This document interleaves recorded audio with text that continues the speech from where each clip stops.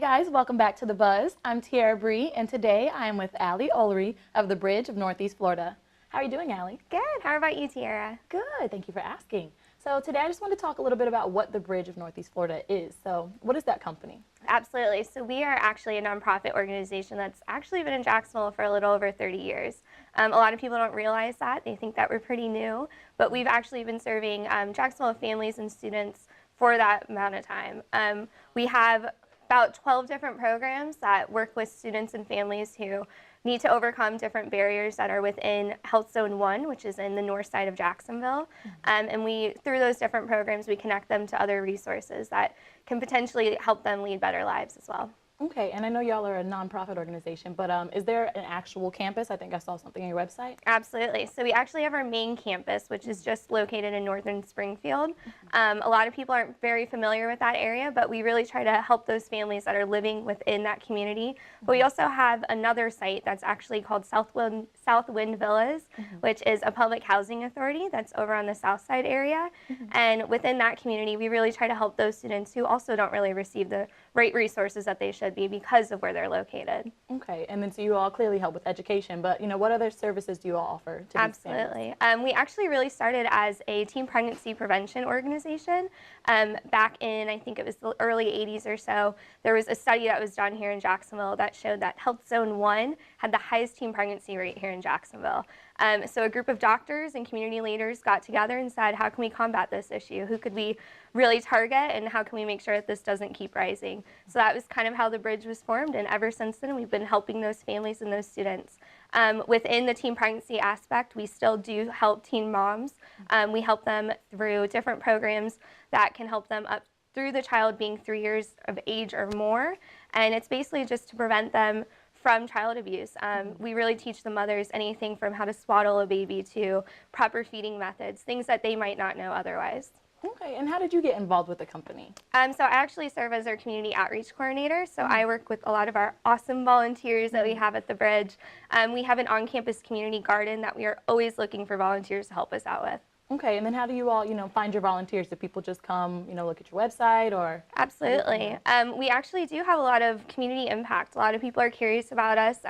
Word of mouth is where it usually comes from. But again, the garden is where we're really kind of focusing a lot of our volunteers. We ultimately want to make it a sustainable resource for the families that we do serve and the children that we serve. And it really kind of shows students that this is where your food comes from. It isn't just through a drive-through window. Okay, and is your garden doing pretty well right now, flourishing at all? It is. We actually just planted, I think it was pumpkin, and then we're also waiting for a watermelon right now too. That's so fun. Yeah. It's like with, October a little ways away, but you'll have that pumpkin patch soon. And then we'll turn that also into a craft project too for our students.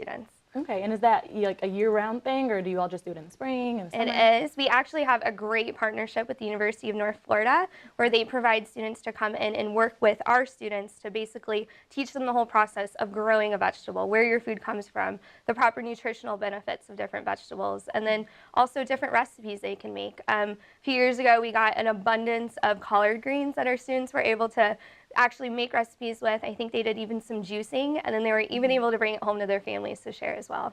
That's awesome. And it's like, do you have any other partnerships with, community leaders, any? Absolutely. Partnerships are really what makes, the Bridge really kind of go. We have a great partnership with Duval County Public Schools. We work with them with our Team Up after school programs, where we have about 7 of those sites. And the cool thing about that program is it's directly located in the school. So a lot of those students, they're not being taken out of their school and placed to, a whole nother center. And then they're also able to actually work with teachers who are there with them throughout the day as well. And I remember back when I was in elementary, middle school, I went to Team Up. You so did? It's crazy that you bring that back up. I know you all work a little bit with Hands On Jacks. How was your experience with them? We actually just did a huge project with Hands On Jacksonville.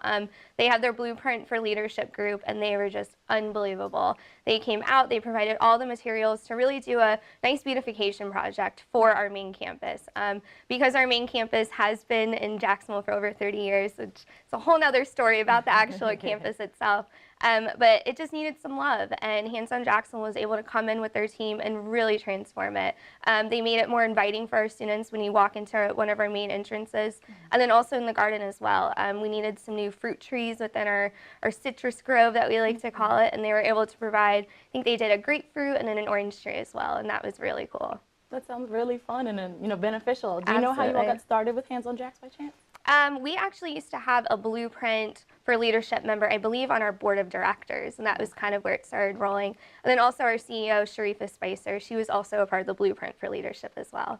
Okay, awesome. And for the girls and guys, that get involved with the group, how old can they start?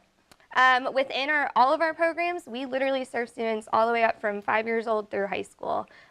What kind of makes us different compared to other organizations is we really try to provide a lot of different programs for high school students, anything from on-the-job training to just internships. We even provide them with scholarships as well. Okay, so you are helping out with, getting them on to the next level. Absolutely. Do you all have like a job program or anything to offer them after? We do. We actually have some more great partnerships.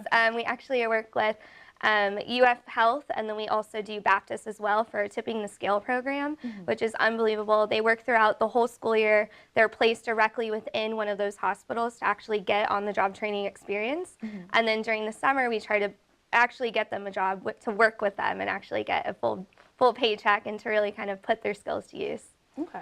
And is there anything else you would like to tell the viewers, people in Jacksonville, parents that want to get their kids involved, anything like that? Absolutely. To learn more just about our programs, you can obviously go to our website. We're really big on our social media too. That's where they can really kind of see, the dates to sign up for our different programs, and then also just kind of see what we're up to. Okay, so you all do have a, following on social media and everything? Oh, of course, bridgejacks.com. Okay, perfect. And then I know you had an event. Did you have anything else you wanted to add about that? Yeah, we did have our Jazz on the Bridge event just this past February, and it was a great event at the Hyatt Regency.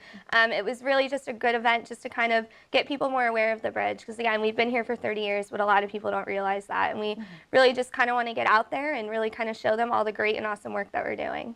Well, thank you so much. Thank you. Thank you for joining us today, and thank you all for tuning into The Buzz. We will see you next time.